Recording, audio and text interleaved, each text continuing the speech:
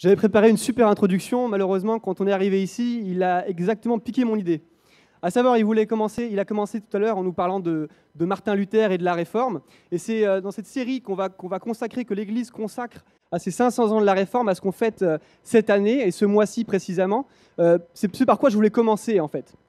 Et je voulais vous redresser, avant de parler du Solus Christus, dont on va avoir l'occasion de reparler. Je voulais vous dresser un petit peu l'histoire de la Réforme, parce qu'on la connaît en fait finalement assez peu. Je ne sais pas vous, mais moi je ne la connaissais pas tant que ça. En général, on la voit en classe de 5e, donc ça remonte un petit peu. Et en fait, l'idée, si vous voulez, c'est de vous montrer deux choses. Déjà, d'où on vient, pourquoi est-ce qu'on est protestant évangélique, quel est un petit peu le chemin, mais en même temps aussi de se rendre compte que ces hommes qui sont une source d'inspiration, ce sont les hommes faillibles.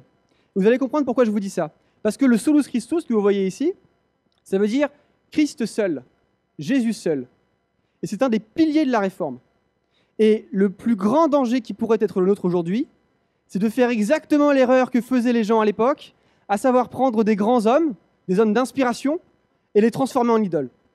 Voilà. Donc, cela étant dit, commençons par cette réforme. Voici Patrick Cabanel, un historien, la référence en France sur l'histoire des religions, et notamment la religion protestante. Et ce qu'il va dire en substance, c'est que la réforme protestante a vraiment bouleversé à la fois la France et le monde dans tous ses aspects, artistiques, culturels, même économiques. Et donc l'idée, ça va être de voir un petit peu qu'est-ce qui était à l'origine de cette réforme. On se replace au XVIe siècle. Le monde est vraiment en proie, notamment la France et l'Europe, à une véritable peur de la mort. Il y a la peste, enfin vraiment toutes les maladies que vous pouvez imaginer. Tout le monde a peur de la mort. C'est un climat d'angoisse. Le Moyen-Âge est en train de s'effondrer. Émerge la Renaissance et l'humanisme. Et quelque part, dans ce climat un petit peu étrange, naît quelque chose, se développe quelque chose qui s'appelle les indulgences. L'Église catholique de l'époque décide de proposer aux fidèles d'acheter par leur argent une durée de vie réduite au purgatoire. Autrement dit, on achète la manière de s'en sortir, d'accéder au salut. Et ça permettra d'ailleurs de payer la chapelle, j'ai oublié Saint-Pierre, vous savez, j'ai oublié le nom, mais bref, l'église Saint-Pierre, la basilique Saint-Pierre. Et voici donc un petit moine, Martin Luther, qui est ici, qui lui est vraiment tourmenté par la question de la certitude du salut. Et il relit l'épître aux Romains, et il se rend compte, en fait, il a vraiment un choc, un bouleversement, et il se rend compte qu'en fait, c'est par la foi qu'on est sauvé, par la grâce seule, et c'est pas par nos œuvres ou par nos mérites. Et puis il observe un petit peu le monde qui l'entoure, notamment l'Église catholique et ses actes de l'époque, et puis il se dit c'est quand même bizarre cette histoire d'indulgence. Donc il va un petit peu courageux dans sa petite ville de Wittenberg, placarder sur l'Église 95 thèses qui dénoncent les pratiques du clergé de l'époque, et notamment la pratique des indulgences. La réforme est lancée. Et puis donc dans ce vaste mouvement qui se développe, Luther donc, se spécialise, se concentre sur la question du salut, comment être sauvé. Et vous avez en Suisse, à Zurich, Ulrich Zwingli, l'un des autres piliers de la Réforme, qui lui s'intéresse, même s'il est très inspiré par Luther, s'intéresse lui plus particulièrement à remettre la Bible au centre, le sola scriptura. Et lui, ce qui l'intéresse particulièrement, c'est d'enlever toutes les pratiques qui sont contraires à l'Écriture. Le souci, c'est que très vite, et je vous ai dit, ce sont des hommes, très vite, entre Luther et Zwingli, il y a des points de discordance. Et ils débattent notamment sur les questions comme la scène, est-ce que c'est symbolique, est-ce que c'est vraiment une présence de Jésus. Et donc du coup, ils ne sont pas forcément en pleine communion, ils se tapent un peu dessus, au moins par des débats. Et donc voilà un petit peu le climat qui commence à s'instaurer, ce bouillonnement de la Réforme. Nous avons Jean Calvin ensuite, avec la barbe de hipster, qui est juste là. Et alors lui, pour le coup, il va apporter une systématisation. Il cherche à vraiment cadrer un peu tout ça. Lui, il aime bien cadrer. C'est pas un très grand créateur, même s'il a des concepts assez intéressants, mais lui, il cherche à structurer un peu tout ce bouillonnement, toute cette effervescence. Et là aussi, tout n'est pas simple. Et il y a des grandes dissensions qui commencent à s'opérer entre ces différents réformateurs, entre ces différents groupes qui naissent. Et puis alors, il y a un autre mouvement qui s'appelle les anabaptistes, qu'on va appeler les anabaptistes. Eux, c'est la réforme radicale. Ils commencent avec Zwingli. Ils sont à côté de Zwingli. Et puis, ils disent à Zwingli, t'es gentil, tu vas bien, tu fais vraiment des réformes, mais tu vas pas assez loin. Par exemple, tu continues à baptiser les enfants. Je pense que non, il ne faut pas baptiser les enfants. Voilà ce que disait Anabaptiste. Il ne faut pas baptiser les enfants, il faut qu'il y ait une conversion personnelle, une adhésion personnelle. Ils sont tellement sûrs d'eux et ils ont tellement envie que ça change qu'un jour, ils décident comme ça d'arrêter de baptiser leurs enfants. Et c'est là où je vous dis que les réformateurs n'ont pas forcément tout à fait purs. Zwingli décidera avec la ville de les noyer. Voilà. Extrêmement violent, vraie violence. Mais c'était aussi ça la réforme, c'était aussi des hommes d'inspiration, mais qui se tapaient un peu dessus et qui parfois ça sombrait dans la violence. Voilà Michael Sattler. C'est lui qui a vraiment, c'est l'un des pasteurs qui a vraiment fondé ce mouvement anabaptiste en 1527. Et il y a des rumeurs qui circulent, on ne sait pas trop si c'est Michael Sattler ou si c'est Florent Varac qui était là à l'époque. Donc, blague à part, voilà un petit peu ce qui impulse cette réforme. Ces anabaptistes qui sont là, qui sont pleins d'entrain, pleins d'envie. Et c'est vraiment ici dont est issue la réforme du protestantisme évangélique. C'est d'ailleurs, les fidèles continuateurs sont ce qu'on appelle les ménonites. Voilà, vous aurez un petit peu le nom comme ça. Et ensuite, donc, les évangéliques d'où ils sortent, c'est la série des réveils. Les réveils qui arrivent au XVIIe, XVIIIe, XIXe siècle, avec John Wesley, par exemple, en Grande-Bretagne, avec Jonathan Edwards ou George Whitefield aux États-Unis. Et donc, c'est vraiment eux qui vont impulser cette dynamique de réveil au sein des communautés pour qu'il y ait vraiment un accent mis sur la conversion personnelle et le tout en s'inspirant de cette réforme qui a eu lieu.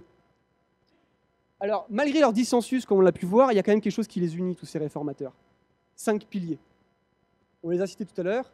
Et je pense, et ce n'est pas parce que c'est moi qui le traite, que le plus important, c'est le solus Christus, Christ seul.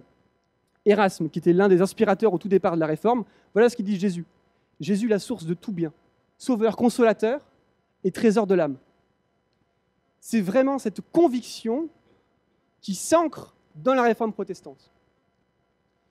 Mais aujourd'hui, 500 ans plus tard, il y a des voix qui commencent à s'élever pour se demander est-ce que ce principe, il n'est pas un petit peu dépassé? C'était bien joli à l'époque, c'était un contexte différent. À l'époque, la France était entièrement catholique. Mais aujourd'hui, on vit dans une France totalement différente. Aujourd'hui, c'est le règne de la raison.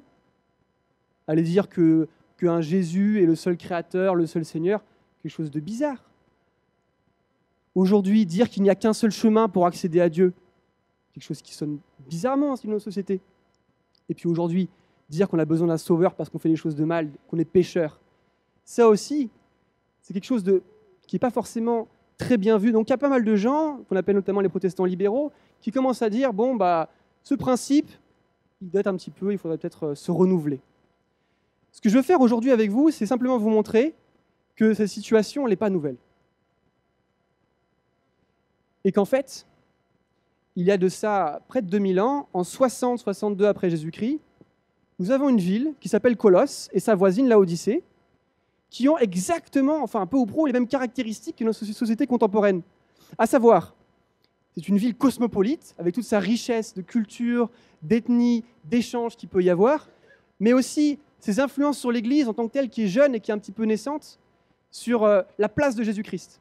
Notamment 3 principales influences sur cette Église naissante. La première, c'est la communauté juive qui est présente à l'époque, qui met vraiment l'accent sur les rites. Les rites, c'est vraiment l'alpha et l'oméga. La deuxième, c'est la tradition grecque, le souci de la raison, l'importance du polythéisme. Il y a plein de dieux différents. Il faut respecter tous les dieux, et finalement, qu'on parle de Zeus ou d'un autre, ça revient quasiment au même. Et puis les religions, les cultes qu'on appelle à mystère, notamment le culte de Cybèle, qui met l'accent sur des expériences mystiques et sur une connaissance particulière, sur une hiérarchie des puissances célestes, etc. Ces 3 caractéristiques-là, qui sont présentes dans l'église de Colosse, Paul s'attelle à montrer qu'il faut s'en débarrasser, tout simplement. Et donc, pour vous illustrer un petit peu ça, j'ai décidé qu'on voit ensemble ce matin un passage dans l'épître aux Colossiens, dans la lettre aux Colossiens, chapitre 1, verset 15 jusqu'au verset 20, qui ramasse un petit peu en contenu tout ce que Paul veut dire dans son épître. Cette épître de Colossiens, elle se concentre sur la personne de Christ. Et dans ce petit passage est ramassé tout le mystère, toutes les facettes du Christ seul. Je la lis avec vous. Le Fils est l'image du Dieu invisible, le premier-né de toute la création.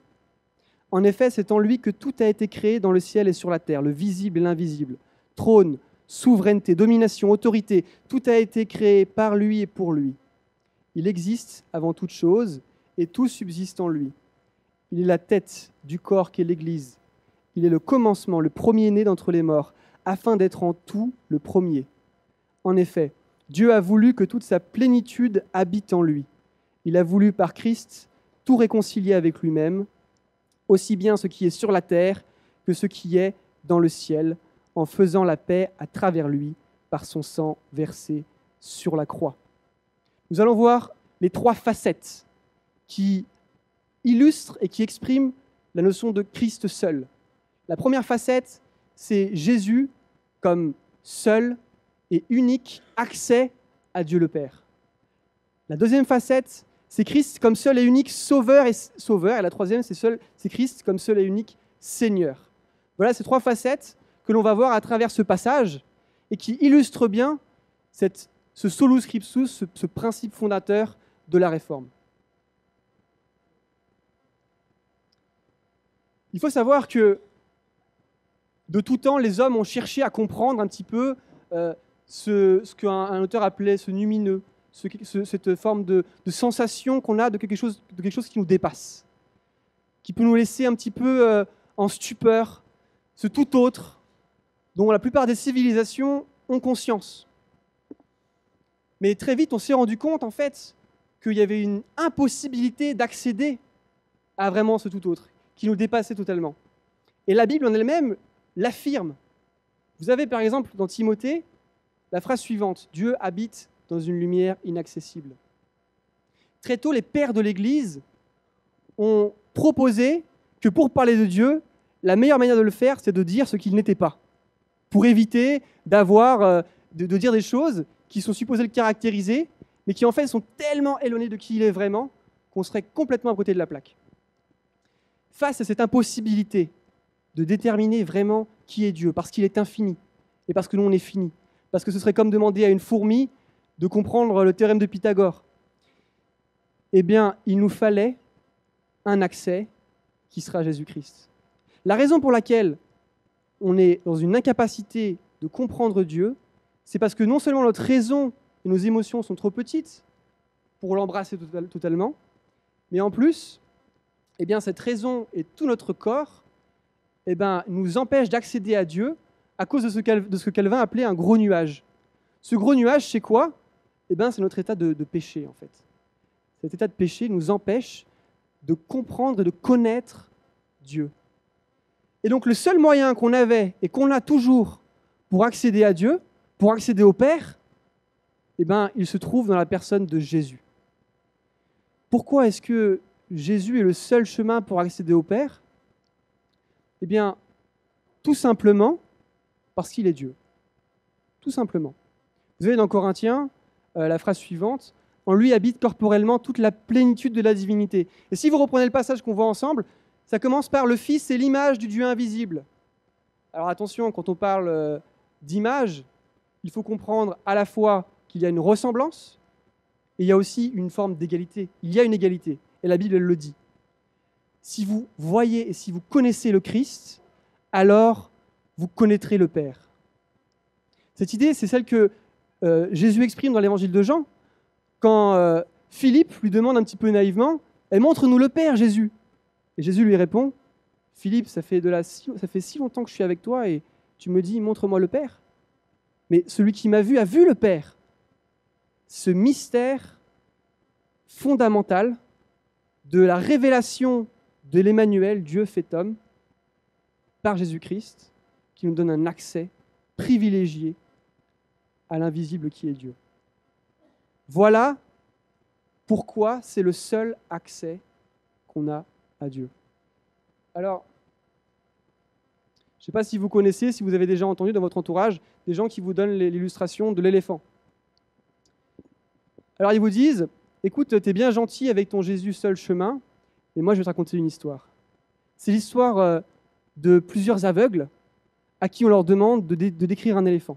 Alors ils s'approchent, chacun tâtonne une partie de l'éléphant, et puis le premier va dire, en touchant la trompe, ah bah un éléphant, bah, c'est long, c'est un petit peu moelleux. Et l'autre va dire, ah non, non, un éléphant, en touchant la patte, ah non, c'est dur, c'est très large.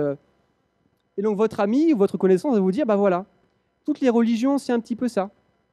Chacune a une facette de la réalité. Le gros souci avec cette vision-là, c'est que ça suppose que la personne qui vous parle, elle n'est pas aveugle. Et en fait, la plus intolérante, c'est probablement elle. Parce que elle prétend que vous êtes aveugle et qu'elle ne l'est pas. Alors bon, ils ne sont peut-être pas tous aussi virulents. Et vous en avez aussi qui, parfois, sont beaucoup plus humbles en disant, bah écoutez, on ne sait pas trop, on teste, chacun sa vérité, etc. Et pour ça, j'aimerais vous raconter une petite histoire. Alors ça commence comme une blague, mais ça n'en est pas une. Ça peut paraître un petit peu bizarre. Je n'ai pas trouvé mieux, donc voilà. Imaginez-vous 3 personnes qui se réveillent complètement amnésiques dans un désert. Et toutes les 3, assez rapidement, commencent à sentir une envie, une sensation un petit peu désagréable qui se fait de plus en plus pressante. Et puis d'un coup, ils se rappellent que ça s'appelle la soif. Ils sont assoiffés. Sauf qu'ils sont complètement amnésiques et ils ne se souviennent plus comment est-ce qu'on étanche cette soif. Alors ils se disent, séparons-nous, allons un petit peu explorer les environs, et essayons de trouver un moyen de se d'étancher cette soif. Puis ils reviennent assez rapidement, et le premier prend la parole en disant, bon, les amis, j'ai trouvé une solution. Il monte sa main, il y a plein de sable dedans, il dit, bon, j'en ai mangé beaucoup, alors ça fait très très mal au ventre, mais ça fait tellement mal au ventre qu'après on n'a plus la sensation de soif. Le deuxième dit, bon, mais n'importe quoi, tu me dis n'importe quoi, moi j'ai trouvé une source d'eau, une grande source d'eau, et j'en ai bu, et puis franchement, je me sens désaltéré. C'est de l'eau salée, c'est la mer. Et le troisième a trouvé un oasis. Puis il dit, voilà, j'ai bu de l'eau, ça m'a rafraîchi et je me sens bien. Les amis, d'ici 1, 2 ou 3 jours, il n'y en aura plus qu'un seul qui sera vivant. Hein. C'est celui qui a bu l'eau fraîche. C'est pas tout d'avoir une sensation de manque. Tous les êtres humains sont des homo religiosus, des hommes qui ont la sensation que quelque chose d'autre les dépasse, un sentiment de manque, mais le fait de chercher quelque chose à combler, de proposer quelque chose pour combler ce manque, ça ne veut pas dire que c'est la bonne solution. Et au final, il n'y en a qu'une seule des bonnes solutions. La solution, c'est Christ Jésus. Voilà ce qu'il dit lui-même. Hein. Celui qui boira de l'eau que je lui donnerai n'aura plus jamais soif. Et l'eau que je lui donnerai deviendra une source d'eau vive qui jaillira jusque dans la vie éternelle. Voilà pourquoi Christ, Jésus, est la seule source qui puisse vraiment nous combler. Le seul accès au Père. Deuxièmement, Jésus est Seigneur. Je ne sais pas si vous avez vu, c'est un petit peu bizarre, un peu mystérieux, tout ce qu'on lit ici. Promener toute la création. En lui a été créé dans le ciel et sur la terre le visible, l'invisible, les trônes, les souverainetés, les dominations. Tout a été créé par lui et pour lui. Il faut vous imaginer que ce sont des prétentions qui sont extrêmement fortes. Tout a été créé pour le Christ. Alors on se réveille le matin, on regarde le ciel, on regarde le monde qui nous entoure, et puis c'est difficile de se dire que tout a été créé pour un homme, pour le Christ, pour Dieu. Bon, voilà, c'est pas forcément évident. Pourtant, tout a été créé pour lui. Et l'idée du mystère derrière tout ça, c'est que Dieu crée le monde pour exprimer sa gloire et pour exprimer son amour. Tout a été créé pour lui. C'est lui vraiment le sens du monde et de la vie. Premier-né de la création. Alors attention ici, c'est marqué premier-né, c'est pas marqué premier créé dans le texte grec, et ça a toute son importance. Dieu, et Jésus particulièrement, n'est pas une créature. Il est engendré de toute éternité par le Père, mais ce n'est pas une créature. Si c'était une créature, il serait fini, auquel cas ce ne serait pas Dieu. Premier-né de la création, ça veut dire, dans toute la pensée hébraïque et grecque, que c'est celui qui a vraiment la prééminence. C'est le meilleur, c'est l'excellence. C'est celui le plus important. D'ailleurs, vous remarquez qu'en grec, par exemple, le mot prince, qui veut dire chef, qui veut dire autorité, ça veut dire aussi le commencement, princeps, le commencement. Le premier-né de la création, c'est une manière d'exprimer que Christ, que Jésus, c'est le chef, c'est le premier, c'est celui qui débute toute chose. Chef de toute chose visible et invisible. Très important aussi parce que Comme je vous l'ai dit, dans l'église de Colosse, il y a beaucoup de spéculations et ce qu'on appelle le gnosticisme, le pré-gnosticisme. Cette idée un petit peu bizarre qu'il y a une hiérarchie céleste, etc., qu'il y a une gradation comme ça entre des sortes de dieux qui sont plus ou moins importants, des puissances, d'autorité. Et là, Paul, il fait un pied de nez à ceux qui, dans l'église, racontent ça, en disant Christ, c'est le chef de tout ça. Ce n'est pas simplement un des maillons de la chaîne, c'est le chef. Créateur de tout et celui par qui tout subsiste. Voilà aussi un mystère, suprême mystère. Mais ça montre à quel point Christ est le seul Seigneur, puisque c'est par lui que toute chose existe. Si quelqu'un vient vous dire « je suis le chef de tout », vous pouvez lui répondre « si Christ fait ça, tu disparais ». Toute autorité, toute puissance est sous son contrôle. Alors on pourrait se demander comment est-ce qu'on concilie ça avec la science. Je ne sais pas si vous avez déjà entendu parler de Laplace. Laplace était un scientifique qui va voir Napoléon, et Napoléon, qui vient de finir son livre, lui dit « Mais monsieur Laplace, je ne comprends pas très bien, dans votre livre, je n'ai pas vu marquer une seule fois le nom de Dieu. » Et Laplace lui répond « Monsieur le consul, je n'ai pas besoin de cette hypothèse. » Voilà un petit peu cette idée, cette prétention qu'aurait potentiellement la science de rejeter Dieu aux oubliettes parce que tout s'expliquerait par la méthode scientifique. Alors, je vais vous dire, je pense que c'est complètement erroné. Et je vais essayer de vous illustrer ça par un exemple. Je sais qu'ici, on a organisé vendredi soir une soirée jeu.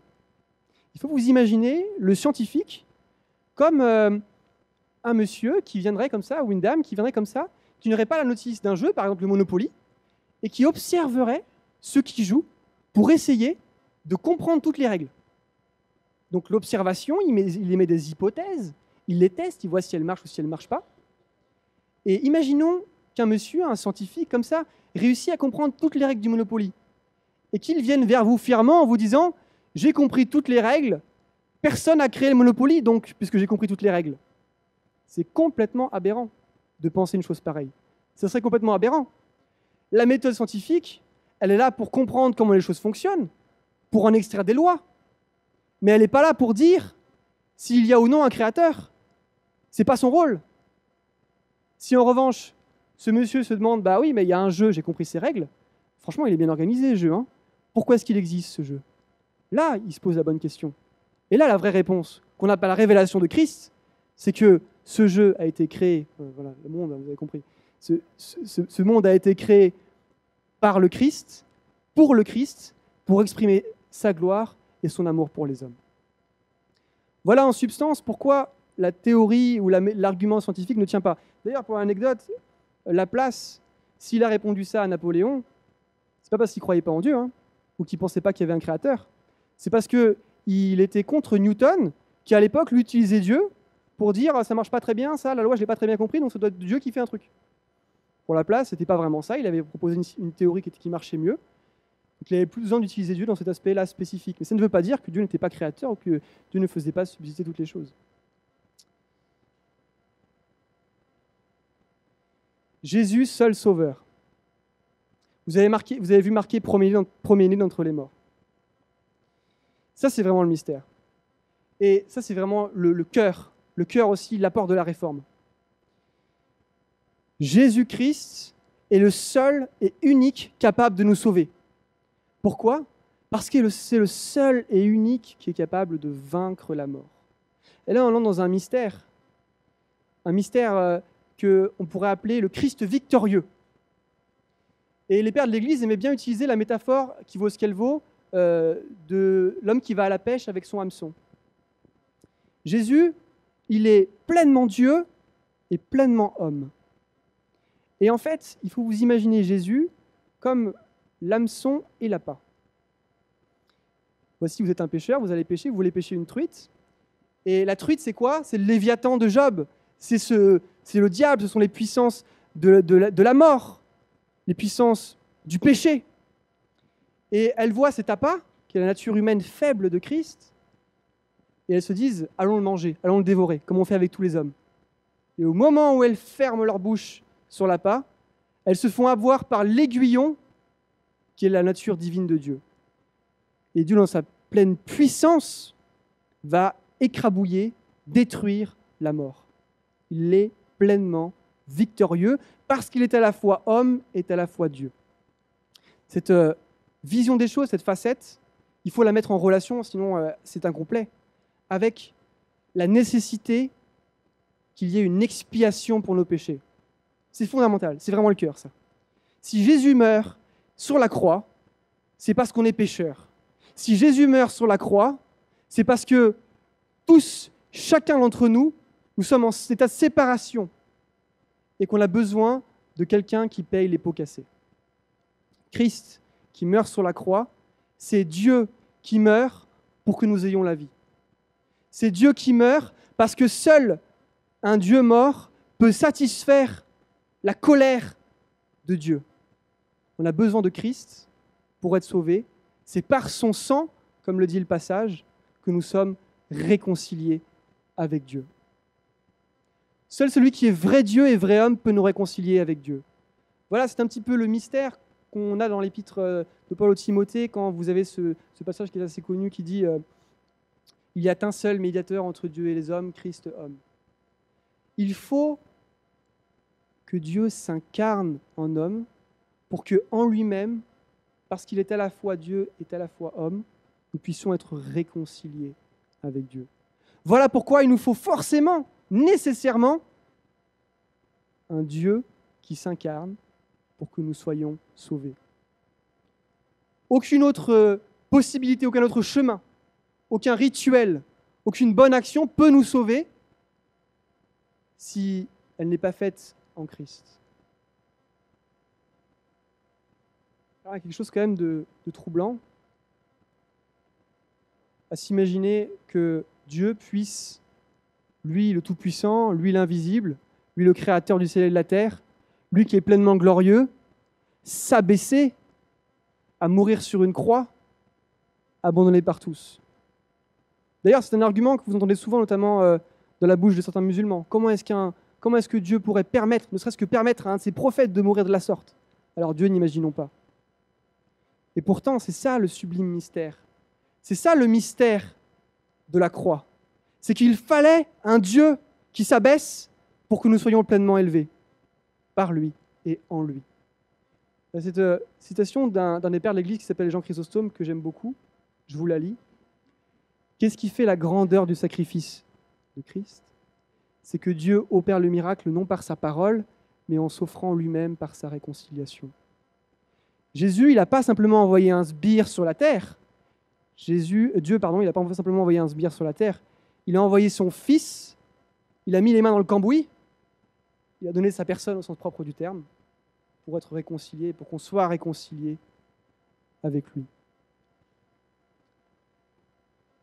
Pour finir, j'aimerais revenir sur cette objection quand même qui est assez fréquemment employée, de dire finalement, moi je suis pas un type mauvais, hein. Enfin voilà, tout va bien, j'aide les vieilles personnes à traverser, je donne lorsqu'on me demande pour le don du sang, je suis une personne sympathique, je fais pas de mal à mon prochain.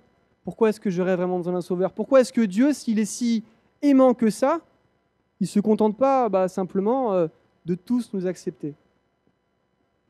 Eh bien, la raison, c'est que Dieu est tellement infiniment plus puissant et plus saint que nous, que la moindre erreur que l'on ferait, la moindre faute que l'on commettrait, ça ouvrirait un fossé infranchissable entre lui et entre nous. Un fossé que même le champion du monde de son longueur ne pourrait franchir. Et c'est pour ça qu'on a besoin de la croix comme pont pour passer de l'autre côté. Et c'est pour ça que Christ est le réconciliateur, le seul réconciliateur. En lui et en lui seul, nous pouvons avoir la paix. J'aimerais finir par cette citation de saint Augustin. Augustin, il a une vie un petit peu chaotique, un type vraiment intelligent, vraiment brillant, et qui passe par plein de philosophies, de sectes, etc. Il ne sait plus vraiment donner de la tête. Et puis un jour, un matin, il lit la Bible, il lit un passage de la Bible, et vraiment là, il est saisi, et il se convertit. Et ce qu'il dit à la suite de ça, c'est, dans mon cœur, il y avait un trou infini. Infini. Je n'arrivais pas à le satisfaire, quoi que je fasse. Et j'ai trouvé le repos en Christ. Quand j'ai rencontré le Christ, à ce moment-là, ce trou infini a été rempli par le seul qui est infini, à savoir le Christ. Et j'ai trouvé le repos. Ce repos, on le trouve en Jésus seul. C'est un repos que je vous souhaite. Prions.